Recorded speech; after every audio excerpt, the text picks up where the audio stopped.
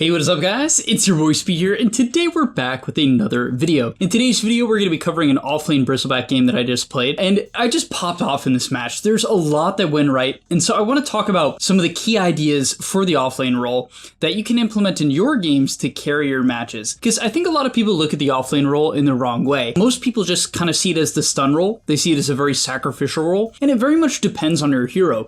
If you're playing something like, a Mars, yeah, you're going to farm quite a bit less. It's not that you can't farm on Mars at all, but you're going to farm less than something like a Broodmother or a Beastmaster or a Bristleback. But if you're playing one of those three heroes, you should probably be farming a lot. And so let's get into it. This is a hero that I really believe in the current meta. I think it's just super powerful. And all right, let's do it. On top of that, go sign up to the gameleap website, guys. I'm posting new content over there almost every day, and I'll see you there. Alright, so getting into the first wave, I'm against a Bounty Hunter Alk lane, which I would say is a pretty good lane for Bristleback. It's not like fantastic because Alk is kind of just a broken laner right now with seed money and the fact that he gets double gold from bounties. This hero just has essentially a free like 370 gold to start the game. It's something super stupid. But yeah, the main thing I want to do in this matchup is I want to just put out a lot of quills. The main reason for that is because if he skills Concoction, it's going to be hard for me to contest this range creep and this range creep if I'm not spamming quills. If he goes for this range creep secure, but I'm quilling the heck out of him, and he commits for it, I can punish him really, really hard. So I know that building up quills early on is imperative for securing this range creep and contesting this one. So that's what I do. And funny enough, it ends up really coming to play as Alk ends up committing on me, but my Willow sees this super strong angle, so well played to him, and we ended up getting first blood, so that was massive. And yeah, I mean, it was a bit of a misplay from the Alk, but also a good catch from my Willow, and the result of just kind of spamming these quills early on. From there, I ended up dying. The bounty found a good angle on me. Again, Alk is actually pretty good at this point in the game, and I decided to die. I actually think this was the right play. My courier was dead, unfortunately, so I didn't get the regen that would have allowed me to stay in the lane. So I think it's like a super fine death. Yes, Alk gets the kill. His net worth is going to look pretty insane. I guess it doesn't. Why does it look like this guy's a mixologist? Maybe they didn't get bounty urns. But I feel really good about dying there because I'm out of mana and out of health. If I'm full mana, I'm not going to feel too good about making a play like that, but when I'm 0-0, like, it's totally okay. I just think that it's worth it on Bristleback in particular.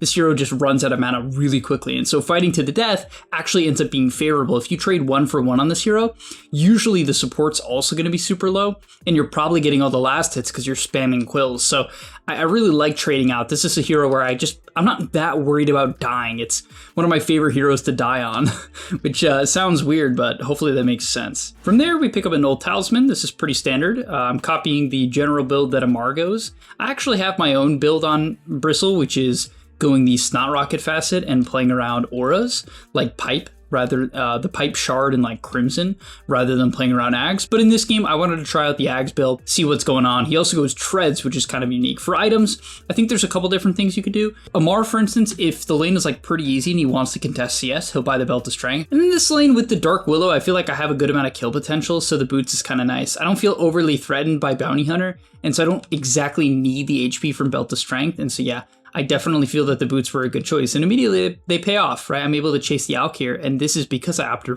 for boots.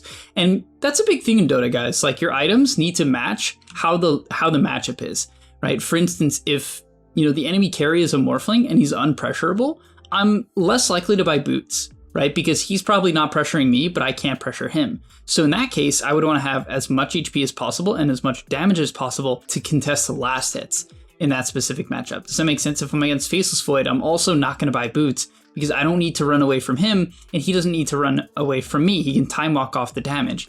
So it's not a matchup where I would want to do that. Where with Alchemist, with the Dark Willow, I have a lot of kill potential. He can commit on me with Acid Spray and Concoction. The boots are good for kiting that. And I can commit on him because I have a Dark Willow, right? A hero with a very good catch spell, and she also does just a lot of right-click damage in coordination with my minus armor from the goo. So yeah, all right, let's move on.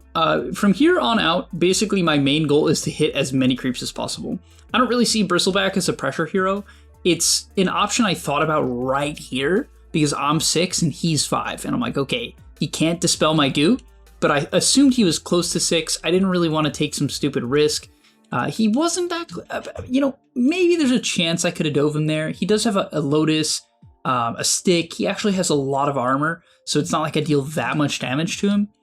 But yeah, I'm able to push him off this camp, which felt pretty good. He wanted to farm these back camps. I knew I was strong. I saw that he didn't hit level 6. I was able to get a neutral item from this and got seeds. And so that sequence was really, really good. Just kind of knowing, hey, this guy's in level 6. The enemy mid is Visage, which, I mean, he could TP on me, but I don't feel overly threatened by that hero. It is a good early game hero, but I don't know, I don't feel overly threatened just because Bristleback is extremely quick. Treads also do give you extra movement speed. Right, for melee heroes, get an extra 10, so I'm very, very quick. At this point, there's a couple of items you can buy. Windlace is really good. I decided to go for raindrops, which I feel like makes a lot of sense, especially against this Visage and even a Mars rotation. So I really like the raindrops. This hero, of course, has mana problems. And again, their mid is Visage. I don't want to feed to him. My number one priority is to take the wave to a camp. If I can do that, that's what I'm going to do. I won't even necessarily stack for myself. The Willow ends up being really awesome in this game and stacking for me, which is great, but it's not really needed to hit some nasty timings. As I was saying, my main priority is farming lane creeps. This is the most gold in Dota. Stacks, like stacking for yourself and missing out on lane creeps, is rarely worth it. And so now I go take my stacks. Shout out the Willow. I considered buying a salve here. So when you take stacks on Bristle, you're guaranteed to get low. You can't actually tank them in the early game. It's just impossible. I almost ended up dying too.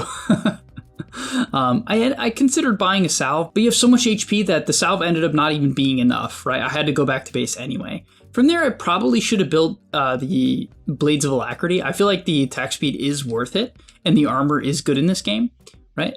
From the Blade of Alacrity into the axe, but I bought Point Booster, which is totally fine. A little bit of HP, a little bit of mana. After the stacks, we're back to our lane, and the big thing here is that I'm not looking to rotate. A lot of people at this point in the game, they would have already TP'd to some engagement, right? And I can tell you guys, from playing a ton of Bristleback games and Timbersaw games and Broodmother games, the way you ruin your game on this type of hero is reacting to early game engagements. Sure, occasionally you're gonna get a double kill, but most of the time, you're maybe gonna get an assist on a kill, and the enemy's going to run away because the high-level Bristleback is TPing in. You see what I'm saying? Like, it's just not worth it. Every single creep wave is, what, about 200 gold? You know, especially if there's a flag bearer, it's probably about 200. And so it's just very hard to justify kills in the early game, especially considering you can farm camps with the wave, right? And so very simple gameplay. I push out the wave.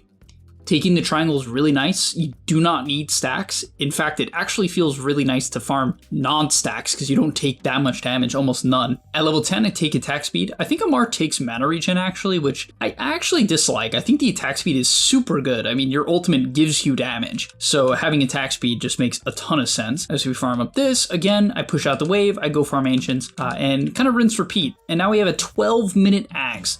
And this is with 1 kill and 1 assist. Really, the main thing is that I got huge stacks. Like, let's be real, this speeds up my timing from probably about a 13:30, 14-minute axe if I was to do everything by myself to a 12:30 axe, right? So probably about a minute of efficiency because of the help of the Willow with the stacks. But still, I'm happy if I was to get a 13 or 14-minute axe. It wouldn't change too much. Now, this is a big moment for me. I have my axe.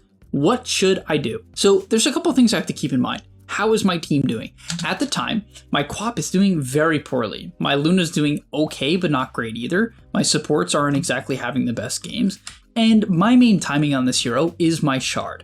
I've said this in previous Bristleback videos. If you want to carry the game on Bristle, you farm your Shard. The amount of people, in my opinion, who just delay it by way too much by buying things like completed Bloodstone, even just a Voodoo Mask, is crazy to me. I think you gotta just get the Shard. It is completely OP. And so I'm totally fine farming on my level 12, which is a huge spike on this hero. His ability becomes way better. And I'm trying to wait till minute 15. If someone overextends, I'm gonna punish them. I will look for it, but I understand how important the hairball timing is for this hero. And so if I can continue to farm stacks, I make my own stack here.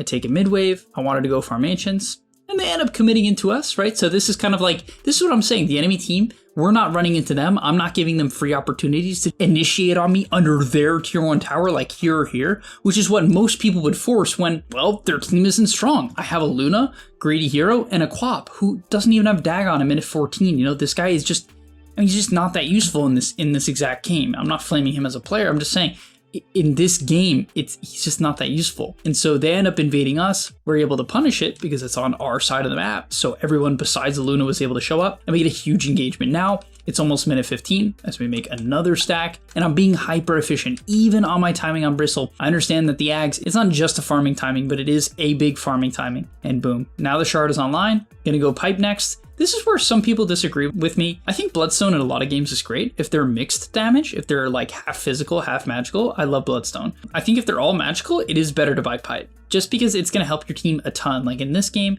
it's gonna deal with the Pugna Netherward, it's gonna deal with, you know, Bounty's Shurikens, it's gonna deal with the Radiance from Alk, it's gonna help people not die to Visage W and Mars combo. You know, there's just a lot of value in pipe this game, and also the HP regen you get from pipe is way more regen than you're gonna get from a Voodoo Mask in between team fights. I'm not saying during a team fight, but in between team fights. And even during a team fight, it's pretty close. It might actually favor pipe. Yeah, now this is a shard time. You just get to shoot the hairball, 2 stacks of goo.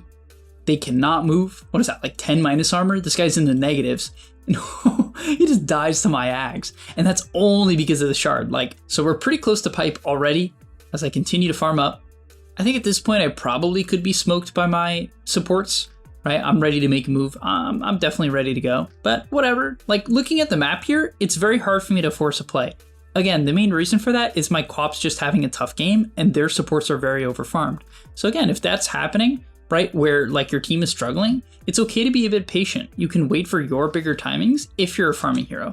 To be fair, if I was playing something like Mars, I'd be like pooping my pants and really nervous that the game is going to continue to drag on and I'm not farming. And in that case, I would be like yelling at my Willow to smoke or telling my Phoenix to smoke me, because I wouldn't want to play the scaling game. But as Bristle, I'm pretty comfortable just because I really believe in this hero, especially in this game. I just don't think they have that much damage for me. They have pretty low damage heroes. They have like stuns, where I think Bristleback's good against like high stun team comps. Like low damage, high stun, I think is what Bristle thrives in, because he can kind of just tank all the stuns. But another stack here. Look at my net worth, 12k net worth at minute 18 with 3 kills. I'm nearly equal to an Alk, which is unbelievable. I mean, this is some of the highest last hits I've ever had in my life. And you can say, oh, you're taking away from Luna, but no, I mean, I think the Luna understands, and he really helped me this game. This is my teammate Yamson. He really helped me by not stepping on my toes. He gets that Bristleback is a carry hero. It is. It's a carry hero that often plays the offlane. And yeah, now we have our pipe coming to this team fight. They overextend again, right? This is close to our tier 1 again. And so when you guys are losing games, just take it slow a bit. The enemy will throw, even in these high MMR games. I mean, I don't think their move was that bad there. We just happen to have a ward on them, so we're able to react. But very frequently when you're losing the game or things are tough, right? My team was really struggling this match. Just wait, the enemy team will throw. Like, they're almost guaranteed to throw. And this is when Bristle's fun. This is the pipe timing. I also got Vampire Fangs. You guys know, if you're a Bristle player, you know how good this item is. Lifesteal and Spell Lifesteal. I mean, come on, this hero loves both of them. But yeah, I'm just diving the tier 2. I'm completely alone. My team was like telling me and Mike, like, back, we can't help you. I'm like, guys, I'm not gonna die. I thought I was gonna kill the Visage, but I'm like, I'm not gonna die. I'm super tanky. And on top of that, look at the map state. I actually watched this back myself already. Look at the map state, right? Because I'm running at this Visage and I know I probably can't die. Look what happens. I'm diving, so they assume my whole team is diving. So the Pugna TPs, the Mars is respawning in 3 seconds. I understand he's my biggest threat, because he can spear me to a tree and make me face his team, right? So when he's respawning, he TPs in to try to kill me, but I'm running away. So I'm paying attention to like who counters me. It's Mars this game. And as long as he's dead, I don't really feel in danger at all. That was great. It super closed down the map for them. Kind of wastes a lot of their time, wastes a bunch of their TPs as well, which is great. We're going to take the Tormentor here. Standard Bristleback stuff. Another great thing about this hero is just how good it is at taking Tormentors. Having a Tormentor taker on your team just makes Dota so much easier, because at this 20-minute mark, you just get to give my Phoenix a shard, and Phoenix shard is just super good. I mean, Sunray during Egg is so strong. And again, my main intent in this match is just punishing the overextensions. Enemy team is winning the game, or at least they feel like they want to snowball, and so anytime I see them step way past the river, that's when I'm going to come over and punish, and that's what we do here as we end up finding the bounty. I think I chased the Visage too here. Oh my god, that's so much damage. And so yeah, just kind of punishing people, splitting up, moving towards my towers. I think I kind of do it again here. I mean, at this point, I'm just sweeping the map. I feel essentially invincible at this point of the game. What a fear for my Willow. That was extremely good. Yeah, I feel so strong chasing onto the Pugna. And this is where the pipe comes into play. You know, the Pugna just deals no damage to me. I get to pop a pipe on my team to keep them alive against like Nether Ward if it's still on the ground. I don't know if my Willow killed it, but Nether Ward, this Radiance, right? We're just all chilling. Plenty of HP. I mean, I'm almost full health because Vampire Fangs, Voodoo Mask, and what, 14 HP regen? It's actually 16.5 because of the passive, right? Which is a crazy, crazy number. And so the main way to counter like me in particular, they have to Vessel me. If they Vessel me, they have a chance, you know? If they Vessel me, they have a chance. Now, at this point of the game, we took the Aegis. It's minute 25. I've hit my major timings. And so instead of sweeping the map and looking to pick people off, my main objective here is to find an opportunity to get a kill near one of their towers or just go high ground. I was telling my team just to kind of group up here. I felt that we were splitting up way too much. I don't really want to be going for these pick-off plays. As I put some pressure on the Alk there, that's fine. I'm farming up this lane. And the reason why is not because I wanted to. I wanted to just kind of group up and find a kill mid or find a kill bottom and turn it into a tier 2 or a tier 3 because we have Aegis. But my team was kind of doing a bunch of random stuff. They're TPing very defensively. And so when they're TPing away from me, I'm not going to panic and feel like, oh, I need to push, right? Because like, oh, we should push with Aegis. Oh, we're stronger. We should push. If my team isn't going to do it, they're not going to do it. Whatever. I'll just do something else. I'll find the Alks farming. I'll pressure him out. I'll push in a wave. Ended up finding the Pugna here. He had to use the Crep on his Alks. I just beat him down. It was pretty funny. Got a neutral item, Paladin Sword. I got lucky on the neutrals because this is the one you want. It amps regen and spell lifesteal by 12%. I mean, come on, how good is that? When I'm buying Pipe and Bloodstone, like, oh, this is the perfect item. Yeah, at this point, we're kind of at the nasty timing, the heavenly timing for Bristleback. I mean, look, I can force this guy's BKB in his base, and this is a normal play for Bristle. You guys know how I say don't dive the base? If you're catching the enemy team off guard, like you're going high ground and they're not ready, you can run at the first person who's defending, because typically Hairball is going to let you close the gap, and you can commit on them and generally easily get out. What is this Visage doing? Gets chunked down. Oh, I got stunned facing the Alk here. This was so sad. I almost died because of it. Because they did chain stun me, but thankfully I was able to get off my wand pipe at the last second. And now I'm chilling. They put down another ward, but I'm A-okay. And I'm healing up like crazy. The Sunray helping out. 31 HP regen. A lot of spell lifesteal. And next up, what I love about this build, and this is usually what I do, I don't buy Bloodstone. I like going Pipe into Sanjanyasha because the Sanjanyasha amps the Pipe regen, right? Just that HP regen. And I like playing around HP regen on this hero. It feels very natural because you're a kite in and out hero. I mean, it's why you like spell lifesteal. This hero wants to run in, take damage, live, and then reset. You know, the Bloodstone is better for like baiting and getting a rampage, but the Pipe is far more well-rounded and just lets me frontline. I know I'm both this game, but yeah, at this point, I mean, team fights are so straightforward when you're this farmed. Like, I think I'm close to top net worth. Yeah, I mean, this game is pretty over. They have an Alchemist and they're 10k behind, you know. This is a very dire position, but yeah, get the double Quill, double Hairball, push away the Mars. Got trapped in the arena here, couldn't see, but that's fine. I mean, we chase so effectively, and my main goal at this point of the game is to just get gone on. I want to make sure that my Phoenix, my Luna, my Quap aren't getting jumped. That is my main goal. I just want to make sure that, you know, whatever happens, it's me getting gone on. Okay, we clear up the mid wave, bought a mango, bought a clarity. I think I bought 2 mangoes, actually. Put some pressure on the bounty here. Picked off the Pugna. Easy peasy. Alk used his BKB. And that should be wraps. Yeah, basically at this point, just had to go mid, push in the wave. I think they make one more kill attempt on me, but what's really nice about Sanjanyasha, besides the health regen amp and lifesteal amp, which is obviously fantastic on this hero, especially with Paladin Sword, they have so much synergy, is the fact that I get status resists, right? And so if they try to chain stun me, or they try to burst me with an Orchid, or, you know, the chain stun from the Mars and the Alk, it's just way less likely to kill me. You know, it's almost guaranteed not to kill me at this point in the game as they try, but I got Lotus, which was an insanely good Lotus, honestly. I am getting Sun Raid, I got Spear to the Wall, but I mean, it's just not even close. I have way too much survivability. The only thing that I don't have is armor, which is why my next item is going to be Shiva's, Assault Cuirass, or Nullifier. So I have some sort of armor to round out my build. I think that's generally the best way to go. Even Crimson is fine too. But okay, thank you guys so much for watching. Hopefully you enjoyed. It's going to be all for today's video, and I'll see you in the next one. Peace. And that's all, but remember, before you leave, come on, before you tune out, subscribe to the GameLeap website, where we are going to help you get to the next rank. If you're stuck, click the link down below, and I'm out. Peace.